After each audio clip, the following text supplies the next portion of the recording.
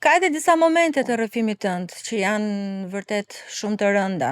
Përmende skenën me lumin, por ka pasur edhe disa episode të tjera. Ke thënë se Po, është ai i marrjes së medikamenteve. po, Sot kam kur e marrë kujton, dy ç'a pate ndjen, ç'a paracetamol. përjeton?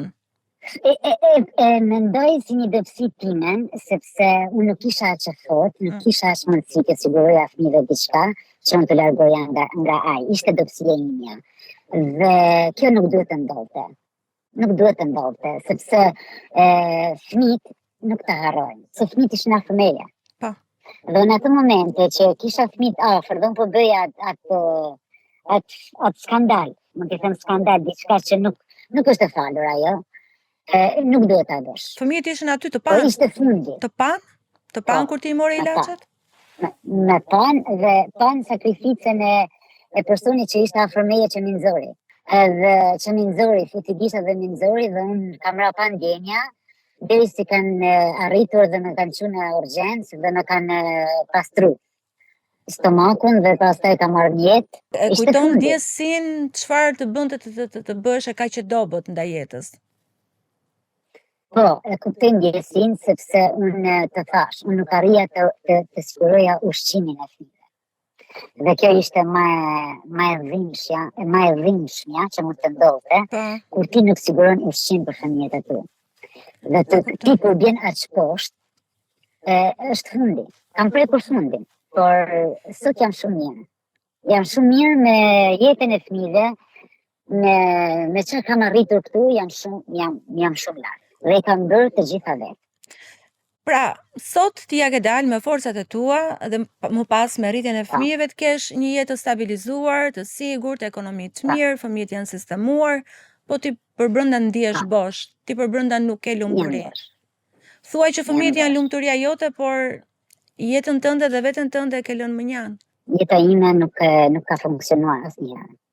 Në marrëdhënien me burrin tim. Unë s'kam arritur të njoh dikant tjetër përveç atij. Nuk e mundur apo nuk e dashur? Jo, nuk kam dashur sepse nuk kam dashur nga fëmijët. Jam e plotësuar me fëmijët e mi dhe nuk kam dashur të njoh dikant tjetër. Dhe nuk do ta bëj kur. Kur mos thuaj kur, Kesola. Jetës nuk i dihet. Po sot ka s'është as mosha. Po, marrëdhënia me bashkëshortin sot brenda në shtëpi si është? Si komunikoni ju me njëri tjetrin? Si silleni? A keni detyrimin ndaj njëri tjetrit që i përmbushni apo jeni dy të huaj që vetëm ndani një shtëpi? Jo, jemi dy të huaj që ndani një shtëpi. Vetëm kaq. Dhe vetëm kaq. Dhe ai kur fillon sot dhe flet, unë dal, marr makinën dhe zhdukem. Dhe kthehem në kohën që dalin fëmijët nga shkolla, që i shoqëroj mëngjes dhe i shoqëroj në darkë. Nuk dua më debate, nuk dua më zanka, nuk dua më asgjë gjë. Ai kur thot diçka, unë them okay, bëj si të duash dhe vazhdoj. Nëse arrin deri në atë pikë që ne vërtet nuk po kuptohemi fare, futen fëmijët, flasin diçka dhe po thjesht se unë nuk funksionoj në komunikim fare. Atë do thoja, nuk e dija, ka ndonjë gjë për cilën ju kuptojnë dhe merreni vesh me sapo tregon. Por a është djali yt i madh, i lumtur, duke parë nënën edhe babain e tij kështu në këtë sjellje brenda shtëpisë? Jo, sepse është ai që insiston që të vijoni të jeni akoma bashkë. Unë flas shumë me fëmijët. Fëmijët e vegjël nuk e din. Sepse dua ti shqetësoj. Kurse fëmijët e mëdhej po e din. Dhe unë shkruaj shumë. Dhe kam bërë 2 libra, një libër me poezi dhe një libër jam gati drejt botimit. Dhe një ditë me gjetën fletore ku unë shkruaja. Me gjetën fëmijët e mëdhej dhe e gjeja djalin, ishin në skuqur syt dhe ishin ejtur për çaj. Dhe më tha, ka që vështirë është jeta jote. Jo, i thash, nuk është për mu, po ai e kupton se çdo gjë është për mua. Dhe i thash, jo, s'do e botoj, thash këtë libër, thjesht e kam bërë për veten time, thjesht të kaloj kohën. Dhe ai më tha, unë do të ndihmoj, tha që ky libër të dalë në treg. Nuk e di, më dhimbsen shumë. Unë jam vërtet pa fjalë për gjithë rrëfimin që ti po sjell edhe për forcën që ti ke treguar pavarësisht se dhe je penguar gjatë rrugës. Po nëse sot ndoshta nëna jote do e dëgjonte këtë intervistë, pavarësisht se ti po vjen anonim me identitet të mbuluar, çfarë do doje ti thoje nënës tënde sot? Jo vetëm nënës time, sepse të gjitha nënave që nuk pranojnë fëmijët e tyre. Një fëmijë që fejohet ose martohet 16 vjeç. Po. Në një kohë që nëna e ka fejuar vetë. I them që asnjëherë fëmijës tënd s'do e hedhësh poshtë. Çdo gjë që të bëjë fëmia jot, s'do e hedhësh kur poshtë, sepse është jeta jote, është gjaku jot. Në vjen shumë keq për atë që ka bërë, por nuk e ka bërë nga padashuria, e ka bërë nga pasgjuarësia. Mendoj që njëherë ti je sakrifikuar nga nëna jote dhe sot ti po sakrifikon veten për fëmijët e tu. Pra historia kthehet ndryshe nga ty. E ke jetuar jetën tënde mes dy zjarreve dhe vazhdon ta jetosh. Të thash, unë nuk jetoj. Unë thjesht vazhdoj eci. Jam si një person i vdekur që në rrëfrym. Unë të doja të kishim Kesiola mbi këtë rrëfim që ti solle edhe këndvështrimin e Jonës, sepse ky është koltuku i terapisë edhe do doja të kuptoja Jona si erdhi për ty gjithë ky rrëfim edhe gjithë ky kalvar i gjatë që Kesiola na tregoi. Historia e Kesiolës duket si ripërsëritje atyre historive që ne kemi ridëgjuar vazhdimisht këtu. Jeta e Kesiolës duket si një magnet që ka tërhequr gjithë ato çështje të cilat në një farë mënyre janë dëmtuese, nisur nga patriarkati, nisur nga mënyra se si trajtohet nga partneri, nga shoqëria, nga mënyra se si e trajtojnë dhe fëmijët, nga çfarë ka brenda vet Kesiola që nuk e lejon veten të jetojë, sepse jo është dashur të mbijetoj, për këtë arsye nuk lidhet dot me jetën siç do ishte më shëndetshme të bëhej. Për këtë më vjen keq që ne kemi këtë lloj përsëritje historie në emision vazhdimisht. Patjetër që është një shenjë jashtëzakonshme dhe forcë e ardhur nga ajo që ne i themi prap mbijetesa, jo sepse kemi zgjidhje tjetër. Forcë për t'ia dalë, domethënë forcë për t'u ringritur pas çdo episodi që është traumatik, mendoj, nisur nga refuzimi që i bëhet në shtëpi, që refuzimi nuk është thjesht mos hajde në shtëpi, por është edhe një braktisje nga e jëma, braktisje nga familja e saj. Dhe aty pastaj, nëse shkojmë më tutje, dalim te mungesa e sigurisë që Kesiola mund të ketë ndier jo vetëm ndaj familjes, mungesës së familjes, mbështetjes së saj, por edhe nga fakti që nuk është e sigurt në shtëpi. Në shtëpinë e familjes së saj të krijuar tashmë, sepse ka një partner që nuk mbulon asnjë lloj përgjegjësie që i takon. Dhe nga ana tjetër përballet me 4 fëmijë. Duhet të rrisin 4 fëmijë dhe të përballet pastaj me çdo lloj situate që partneri sjell në shtëpi. Kjo është një mungesë e madhe, pasiguria, kështu që edhe ajo gjendja e shpërthimit, gjendja emocionale që ka përjetuar, detyrimisht duhet të shfaqet. Si një moment pati çfarë po thonte Kesiola ishte që e fajsoi veten pse arrita aty. Edhe ti bëre një ndërhyrje që i the ka një sens pse ka arritur aty, sepse jo më kot shfaqen këto shenja. Janë gjuha e mendjes tonë që na thot për çfarë po ndodh jashtë nesh. Kështu që e gjithë kjo histori në të vërtetë më bën të ndihem keq që e dëgjoj vazhdimisht. Dhe ajo që mua më bën akoma të ndihem keq, Jona, është si një fund pa mbyllje, pra si një histori që Kesiola sot na e tregon, ajo e ka arritur ta çojë jetën e saj në një tjetër nivel, të sigurojë një jetesë të mirë, të emigrojë, t'ia dalë. Pra sot ka gjithë pavarësinë që një grua do donte ta jetonte dhe ta gëzonte, dhe ajo prap nuk është e lumtur dhe prap nuk bën dot zgjidhjet e saj. Në fakt po, nuk është e mbyllur çështja e Kesiolës, sepse vazhdon të ketë barriera, siç e tham, që ndalojnë të jetojë. Kjo edhe për shkak sepse nuk ka ndihmë akoma. Ka një suport nuk pak nga fëmijët, siç e shikoj, dhe më pëlqeu ajo pjesa e mbështetjes për librin që ajo ka krijuar, por sidoqoftë më pëlqen edhe fakti që po ndjek terapi për çështjet e saj, edhe kjo mund të bëjë zgjidhjen e traumave që ka kaluar me kohën, por duhet të gjejë burimin e saj të krijimit nuk e di të lejimit të vetes për të lidhur me jetën, siç e them. Unë sepse besoj ka akoma gjëra të cilat Kesiola nuk i ka jetuar falet e mungesës së mbështetjes, por mund t'i zbuloj sapo të lirohet nga pak përgjegjësi që zakonisht nënat kanë, sa kalojnë atë fëmijën që i rrisin deri një farë fëmijët i ka të rritur, djali ka mbaruar universitetin, vajza 2 të shfejuar, vajza tjetër prapë është në moshë madhore. Pra mund të themi që këto vështirësitë e kujdesit të fëmijëve, ajo i ka bërë, por përsëri duket që ka një mbyllje dhe ka diçka që e mban aty peng dhe nuk e di nëse është frika e saj apo është vërtet ai premtimi që i ka dhënë djalit, pra frika për të pasur një jetë krejt e vetme. Ajo vetëm ka qenë gjithkohës. Thjesht nga që nuk e ka jetuar me vetëdije të plot atë liri, ka qenë gjithmonë me idenë që ka një partner, dhe pse partneri nuk ekziston praktikisht, ose ekziston duke sjellë problematik në shtëpi. Kështu që atë liria e ka pasur gjithmonë me vete. Thjesht tani është momenti që t'i përkushtohet më shumë një vete të saj që nuk e ka parë. Pjesa e dhunës më pas në familje, martesa shumë e hershme, se edhe këto janë elementë shumë të rëndësishëm që nuk e kanë mundësuar Kesiolës të kuptojë më shumë për veten dhe çfarë të mos tolerojë në jetë. Ka një detaj shumë interesant, Jonaj, që erdhi në fillim tek letra, tek pjesa ku rrëfej historia e Kesiolës, që duket sikur Kesiolës i është përsëritur historia, pra nga roli i babait të dhunshëm dhe pjanec, kjo gjë ka ardhur në jetën e saj më pas edhe nga bashkëshorti. Është rastësi kjo apo janë le të themi modele që përsëriten në jetë? Një 16 vjeçare nuk ka, le të themi, zgjedhje. Ose edhe nëse i ka, nuk është e vetëdijshme se cilin të zgjedh, por jam e sigurt që asnjëri prej vajzave, djemve nuk donte të binte në një marrëdhënie toksike.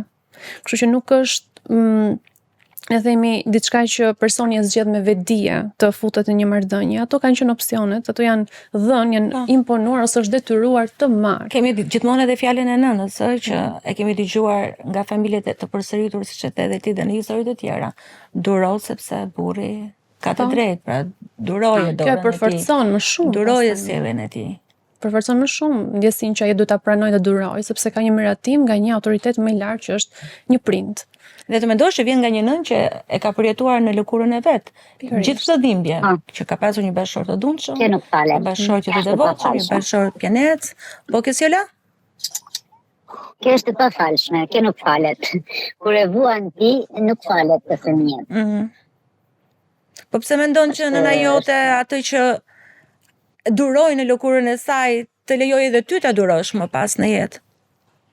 Sepse kështu ishte edukuar, mendoj unë. Nuk arrit ta kuptoj edhe sot, dhe sot kur flasim dhe nuk arrit ta kuptoj, dhe sot të njëjtin mendim ka.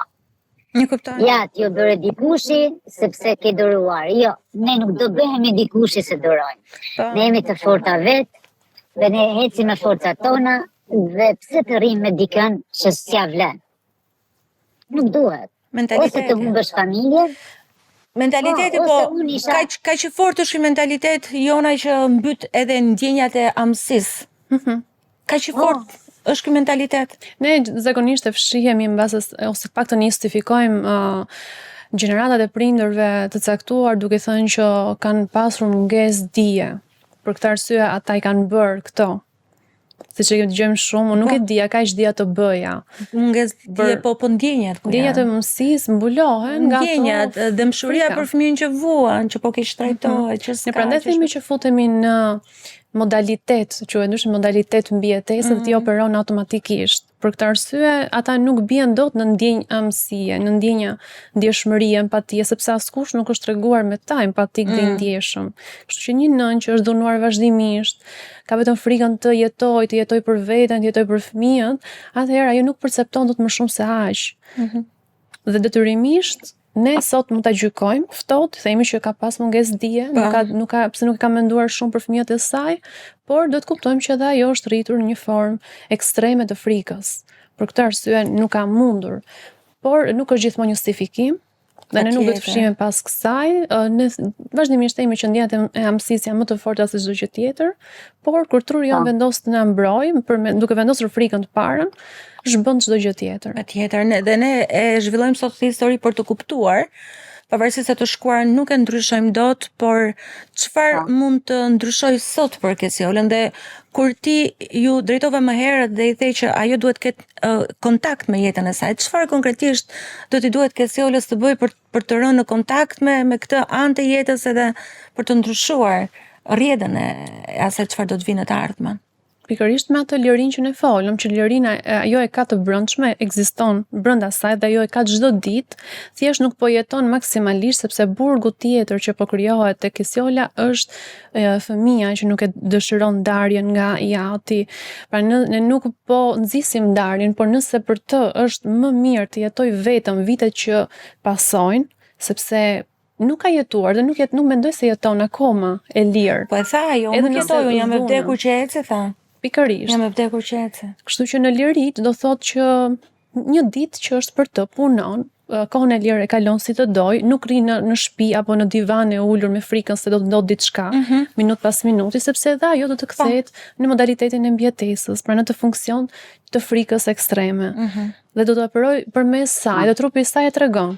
Po. Kjo është liria, domethënë që ne po flasim, jo diçka që ai do të bëj gjëra të çmendur apo dalë jashtë vetes, të provoj çfarëdo që të jetë. Mirë, por Kesiolën është mirë ta provoj sepse e meriton mbas të gjithë këtyre gjërave që ka kaluar dhe ka mbuluar vet.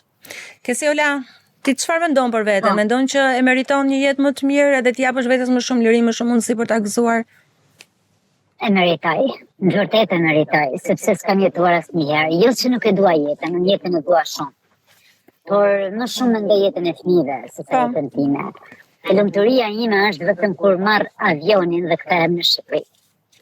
E kuptoj. Kaq lumturi kam unë. Po çfarë gjen këtu që të bën të lumtur? Unë aty kam lënë një pjesë të zemrës time. Kam jo nga pjesa të familja mamit, por pjesa tjetër e familjes time. I kam një pjesë shumë të mia. Dhe atje unë jam në vendin tim. Flas shqip, shkoj te shtëpia ime, kam një shtëpi të vogël të bukur. Ajo shtëpi që ti e ke ndërtuar me shumë sakrificë. Po nënën e takon? Kur kthehesh në Shqipëri qëndron me nënën? E takoj, po nuk qëndroj shumë. Sepse ma thot, ja, fjalët e mia që kam thënë për ty që s'do të ndash, ja ku arrite, ja ku bëre, ja bëre këtë bërat, dhe ajo nuk e din, e din se çfarë kam vujton. Por gjasme janë meritat e mia.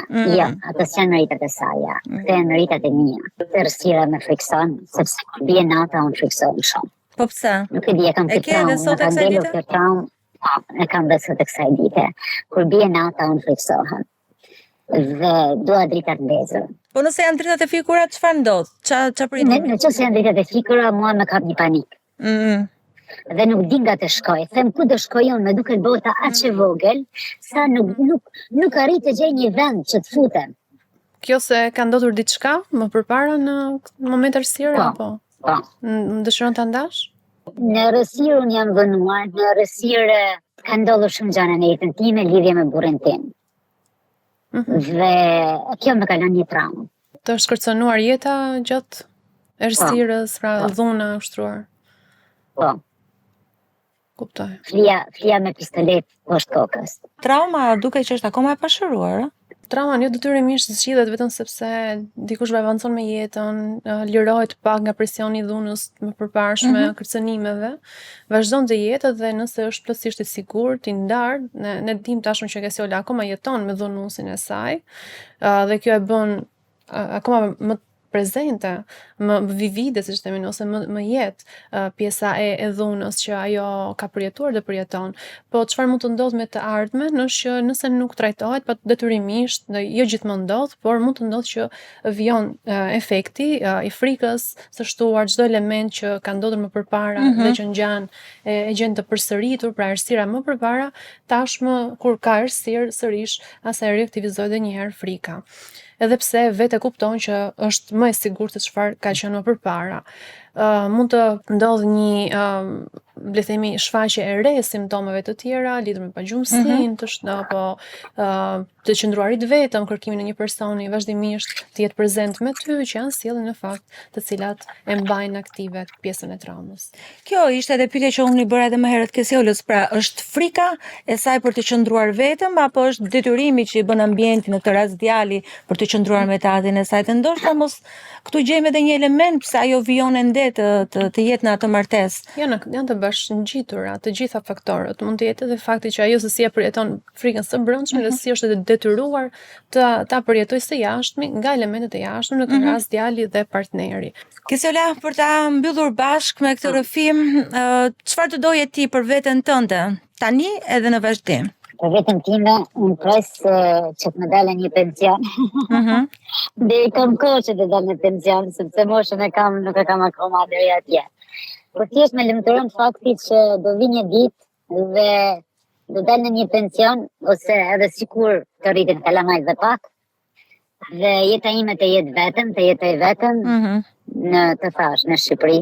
Do kesh guximin ta bësh këtë gjë? Ta realizosh këtë që sapo them? E kam shumë dëshirë. Dhe kam arritur të bëj diçka sepse shtëpinë time kam bërë shumë të bukur atje. Dhe një biznes dua që ta hap atje në Shqipëri. Dhe kam përshtypjen që do të ndërtosh një kënd edhe aty ku ti të krijosh me atë gotën tënde të çajit, të vazhdosh të shkruar, se me sa kuptova, shkrimi për ty ka qenë edhe një lloj terapie ku ti ke arritur të shkarkosh të gjitha dhimbjet e tua. Është vërtet dhe unë i fshesh shumë shkrimet e mia që të mos më shohin fëmijët. Por do vi një ditë që do t'i lexoj, ndoshta kur s'jam mund të ekzistoj më. Mos e thuaj sepse ti ke forcë dhe ke bërë kaq shumë sakrifica, kështu që meriton të jetosh. Kur të vije mosha. Unë punoj taksi nga mëngjesi deri në darkë dhe jam nalur në një parking tani, jo shumë larg afër shtëpisë. Po. Edhe po pret se shkoj te shtëpia që të ndaj me ju, por e ka siguruar mirë ta ardhmen besoj. Na vjen mirë vërtet për ty. Faleminderit për rrëfimin tënd dhe të urojmë më të mirat. Shumë faleminderit ju. Faleminderit Jona. Faleminderit. Që si gjithmonë jemi në këtë divan për të ndarë histori dhe këto rrëfime. Kjo është seanca e parë, një hapësirë ku historitë vinë për të dëgjuar dhe jo për të gjykuar. Mirupafshim në episodin e radhës. Ándale!